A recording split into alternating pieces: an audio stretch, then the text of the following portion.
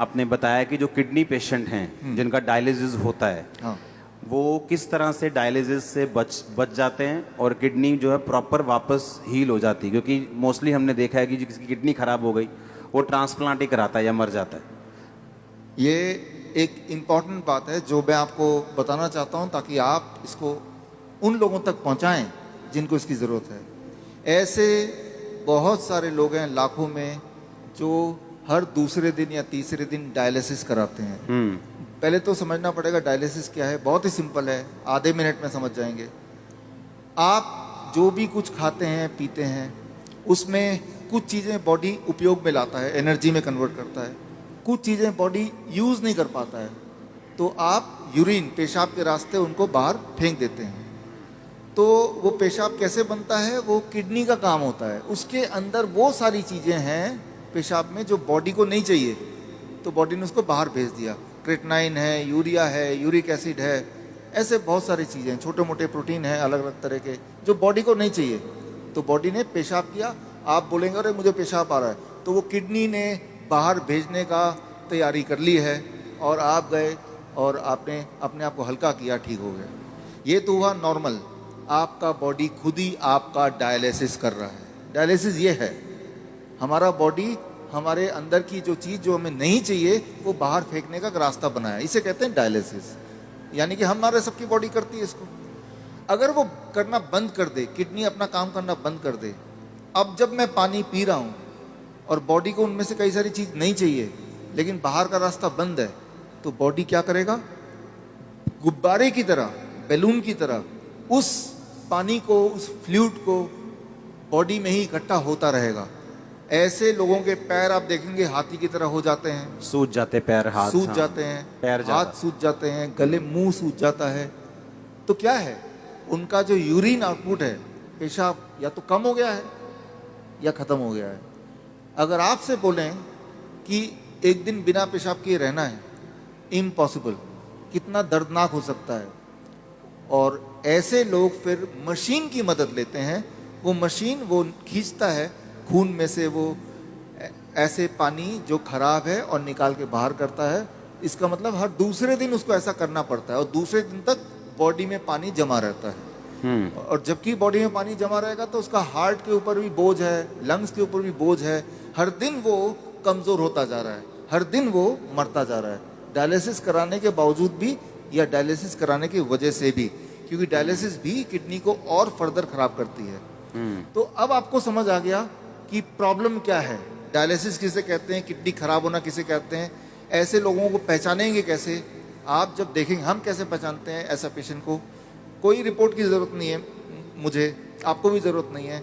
आप सिर्फ ऊपर से नीचे देखेंगे, अगर पैर हाथ में सूजन है थोड़ा बहुत भी, तो समझ लीजिए कि किडनी फेलियर की तरफ आप बढ़ चुके हैं। लेकिन घबराने की बात नहीं है।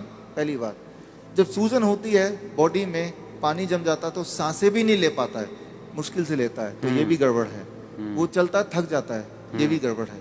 तो ये तो हो गया। अब करना क्या है, सोल्यूशन क्या है, आपके बॉडी के अंदर से पानी को निकालना है। उसके लिए बड़ा आसान गॉड का दिया हुआ सोल्यूशन आपके पास ही है इसी वक्त। तीसरा kidney, third kidney. Third kidney किसे कहते हैं, आपका स्किन, सबसे बड़ा बॉडी का ऑर्गन। आपके स्किन में देखेंगे छोटे छोटे छेद हैं, है ना। तो ये जो छेद हैं, ये छेद से पसीना निकलता है। आप पसीने का एक बूंद लीजिए, पेशाब का एक बूंद लीजिए, दोनों को लैब में ले जाइए। अब पूछिए कि इसमें क्या है। पेशाब के एक बूंद में क्रेटनाइन, यूरिया, यूरिक एसिड, वो सारा कुछ मिलेगा जो पसीने के एक बूंद में मिलेगा। अच्छा, हाँ, यानी कि पसीना और पेशाब सेम है, अलग अलग नहीं है, बिल्कुल सेम है। केमिकल कॉम्पोजिशन दोनों का सेम है, उसमें भी सोडियम है, उसमें भी सोडियम है, उसमें भी पोटेशियम, उसमें भी पोटेशियम है। आपका पसीना एक तरह से बॉडी का पेशाब का ही एक और फॉर्म है। आपका जो स्किन है, ये भी भगवान का बनाया हुआ इमरजेंसी किडनी है, इमरजेंसी किडनी। तो उस इंसान का जिसके दोनों किडनी खराब हो गए, अब क्या करेंगे, ये जो स्टेपनी है, मैं इसको स्टेपनी बोलता हूँ। आपकी गाड़ी का एक टायर पंचर हो गया, आप स्टेपनी यूज करते हैं ना, तो हम बोलते हैं कि ये स्किन को यूज कर लो, स्किन से बाहर निकाल दो। अब सवाल आता है स्किन से कैसे निकालें। स्किन से निकालने के तरीके, अभी बाथटब का वीडियो प्लीज चला दें। ओके, हमारे चलाओ वीडियो बाथटब का। हमारे हॉस्पिटल में, हिम्स हॉस्पिटल है, डेराबस्सी में है, अभी जलंधर में भी खुल गया है। आप देखिए यहाँ पे वीडियो। ये जो लोग आप देख रहे हैं, ये पानी के टब में बैठे हुए हैं। पानी का टेम्परेचर याद रखिएगा 40 डिग्री सेल्सियस पे है। पानी गले तक है। गले तक पानी अगर हो, उसका टेम्परेचर अगर 40 डिग्री सेल्सियस मेंटेन कर पाएं, और ये लोग अगर 2 घंटे बैठ पाएं, तो 2 घंटे के अंदर 2 घंटे सुबह शाम के एक ही बार, एक बार, या फिर 1-1 घंटा 2 बार। अच्छा, ऐसा करने से, ये सारे किडनी पेशेंट हैं, ये वो पेशेंट हैं जो हर दूसरे तीसरे दिन डायलिसिस कराने जाते थे, लेकिन अब वो जाते नहीं हैं। क्यों? क्योंकि वो अब ऐसा करते हैं, इससे उनकी तीसरी किडनी से वो सारा जो मल है, जो पेशाब के रास्ते नहीं निकल पा रहा था, वो निकल जाता है। पहली बात। दूसरी बात, और ऐसे टब में, कोई भी टब में बैठ जाना है, कोई भी टब में, कोई भी टब हो, और उसमें जो पानी है उसे 40 डिग्री पे ही रखना है। 40 डिग्री पे रखना है। और नापना कैसे? थर्मामीटर से। थर्मोमीटर आप 150-200 रुपए का मिल जाएगा। पानी नापने वाला जो पानी नापने वाला स्पेशल थर्मामीटर, स्पेशल थर्मोमीटर 150-200 में मिल जाएगा। हाँ, कहीं उसको चेक करते रहना कि वो 40 डिग्री पे मेंटेन रहे। अगर कम हो गया, गर्म पानी डाल लेना है, गर्म पानी डाल देना, 2 घंटे बैठना है। 2 घंटे बैठना है। ये टेम्परेरी सोल्यूशन है कि किडनी हील भी होगी? इसमें मैं आता हूँ। हाँ, ये किडनी हील होगी, लेकिन कैसे? 2 चीज होगा उसके साथ। आप अगर ये करेंगे तो एक्सपेरिमेंट करने के लिए उस इंसान का पहले आप बोलिए कि वजन करे, क्योंकि वजन में वो अंदर पानी है। 2 घंटे बाद दोबारा वजन करेंगे तो आधा किलो, 1 किलो, 1.5 किलो वजन कम मिलेगा। मतलब बाहर आ गया, वो बाहर आ गया। पहली बात। आप एक और काम करें, उनके पैरों के सूजन के फोटो खींच लें। 2 घंटे बाद दोबारा देखें, अरे सूजन कहाँ गया? अरे बाहर चला गया, उसको बॉडी ने बाहर भेज दिया। एक और काम करें, किडनी पेशेंट की एक दिक्कत होती है, उनका बीपी बहुत हाई रहता है। क्यों? गुब्बारे को जैसे फुलाएंगे तो प्रेशर बढ़ गया ना, तो बॉडी भी तो गुब्बारे की तरह फूल रही है, पानी अंदर डल डल के, तो प्रेशर बढ़ता जा रहा है। तो चाहे कितनी भी दवा खा लें किडनी का पेशेंट, प्रेशर उनका बहुत ज्यादा होता है, ब्लड प्रेशर। अच्छा, लेकिन तो अब पहले प्रेशर नाप लें, ज्यादा ही मिलेगा 200/100। अब पानी में बिठाएं, और अब पानी में बिठाने के बाद 2 घंटे बाद दोबारा प्रेशर नापें, तो प्रेशर कम हो जाएगा। कम से कम 40 यूनिट कम हो जाता है, किसी का 20 यूनिट कम हो जाता है, लेकिन कम जरूर होता है, हर एक का कम होता है। तो जो मेन सिम्टम होते हैं किडनी पेशेंट के, वो सारे सिम्टम एक क्लासिक सिम्टम होता है। मोस्टली बोलते हैं कि किडनी आपकी श्रिंक हो गई है जी, किडनी सुंगड़ गई है, सिकुड़ गई है, वो काम नहीं कर रही। हाँ, वो फिर से बढ़ेगी कि नहीं बढ़ेगी? ऐसे ही रखना पड़ेगा पेशेंट को? ये बड़ा इंटरेस्टिंग है।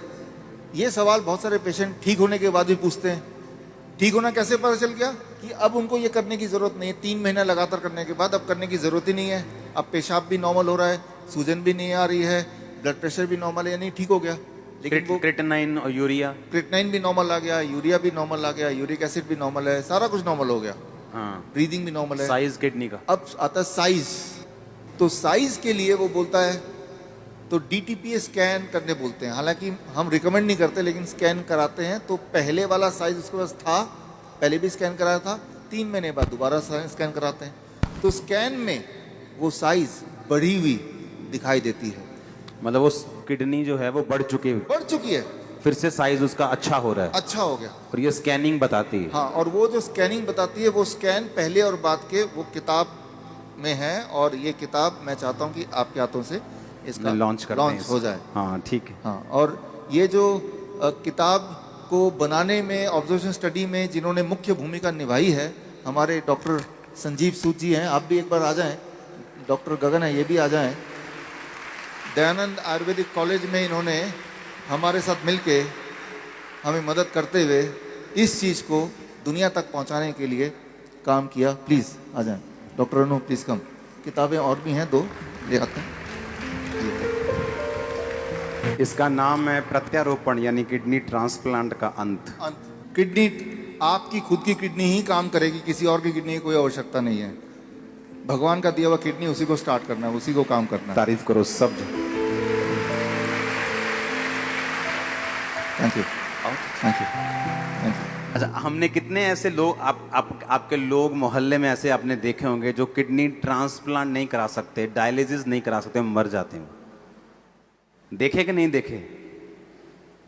चर्च में हील होते हमने देखे हैं, लेकिन जो बहुत से लोग हैं जो यीशु मसीह को नहीं जानते, हमने हॉस्पिटल्स में देखा है। मेरे फ्रेंड्स हैं जो हॉस्पिटल्स चलाते हैं चैरिटेबल, वो बताते हैं कि किडनी पेशेंट किस तरह से आते हैं और उनके पास मशीन्स नहीं है, उनके पास स्ट्रक्चर नहीं है और लोग ऐसे ही मर रहे हैं। और देखो, जब डाइट का जिक्र होता है तो यकीन नहीं होता कि डाइट से कैसे कोई हील हो सकता है, और ये भी यकीन नहीं हो रहा कि बाथटब में बैठ के या ऐसे ऐसे करके कैसे कोई हील हो सकता। और उसको खाना क्या है किडनी पेशेंट को? सेम DIP डाइट प्लस ये जो मैंने बताया, ये 2 घंटे बैठना है। 2 घंटे बैठना है। कई बार लोग 2 घंटे नहीं बैठ पाते, तो 1 घंटा करके 2 बार बैठ लिया। कई बार 1 घंटा भी नहीं बैठ पाते, चलो 40 मिनट करके 3 बार बैठ गए। 2 घंटे का आपको रूटीन पूरे दिन भर में 2 घंटे बैठते ना, तो यहाँ से जितने पोर्स हैं तब जाके पूरा निकलता है। ये एक रूटीन बनता है। और 3 महीने बाद फिर उसकी किडनी अपने आप काम भी करना शुरू करती है। अपने आप काम करना शुरू करती है, तो फिर ये बंद कर देना है। डाइट चलेगा जिंदगी भर, डाइट चलेगी। हाँ, इसको बंद कर देना है। ये बंद हो जाएगा। ये बंद हो जाएगा और पेशेंट नॉर्मल रहेगा। पेशेंट अब वो पेशेंट ही नहीं है। अब वो पेशेंट नहीं, अब पेशेंट नहीं है, वो आप और हम जैसे हैं। नॉर्मल हो गया वो।